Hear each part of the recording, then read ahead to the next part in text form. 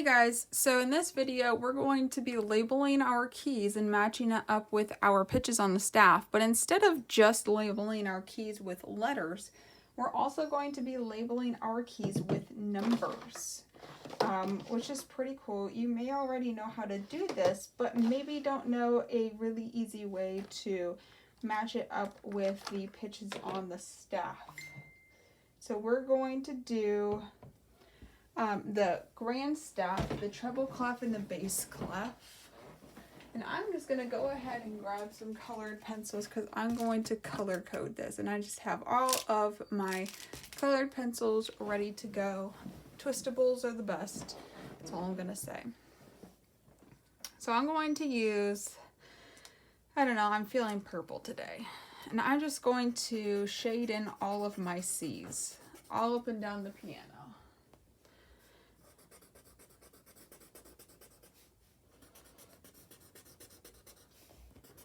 And you can draw out your piano. It's just going to take you a while, and it just may not look very pretty to draw all 88 keys. So I just found this on Google Images, and I just copy and pasted it into Word along with the grand staff. I actually did it. Let me see if I can find what I did and show it to you. This is what we're going to end up doing. See, mine really didn't look pretty because I was trying to go really fast, and I ran out of room and I didn't have all 88 keys. So this just helps me make sure that I have all of the keys that I need.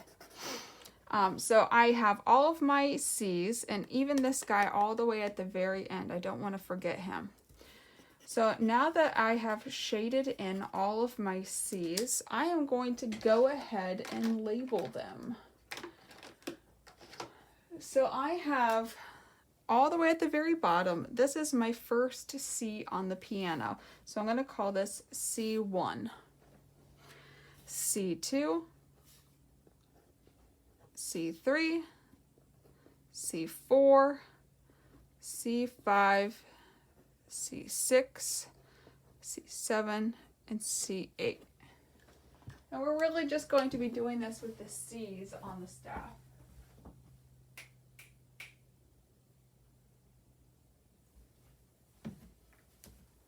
Sorry, my puppy is being a little naughty.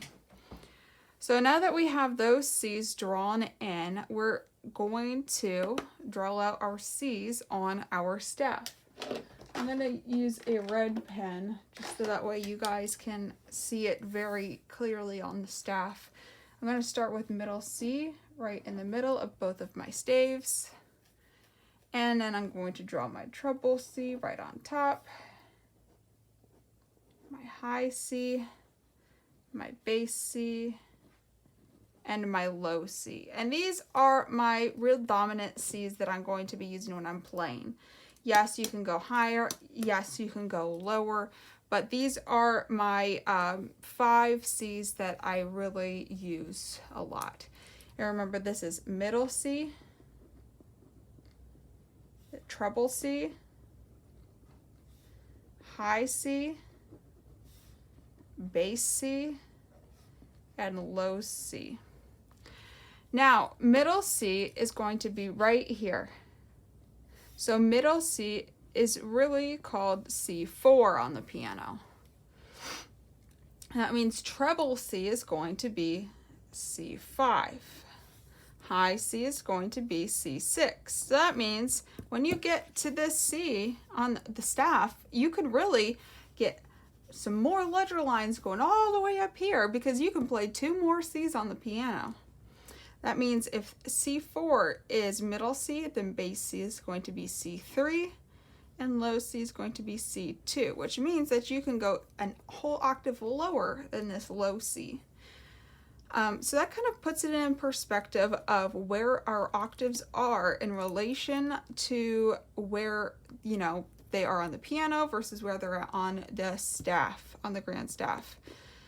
How can this help you? Well, if you're in middle C position in your right hand and you're like, well, I don't know which octave to play that in. Well, you know, I know my middle C is right here on the staff, and then I could put my hand right on middle C, or I can count up 1, 2, 3, 4 C's on the piano.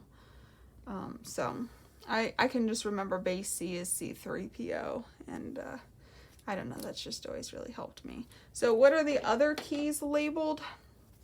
Well, they're going to be labeled the same exact thing. The only thing that's kind of weird is that you have to think about the C's as they're the real dominant pitch. When we play piano, you're going to think like they're the first note that we learn. So they're the key that we start with. This is B0 and this is A0.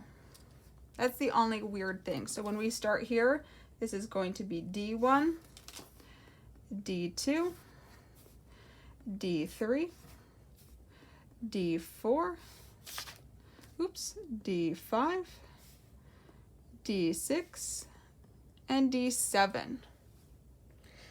And then that A0 is going to have an A1, A2, A3, A4, A5, A6, and A7. And if you want to go ahead and you can color code this too, I'll just do all of my D's red. Oh, I guess this is not red. This is orange, like an orange red.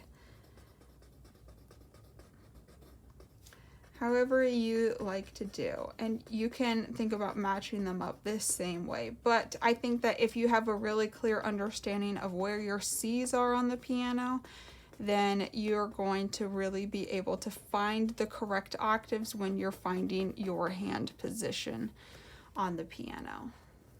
So I hope that helps. It helps me a lot to kind of see the relation between the two.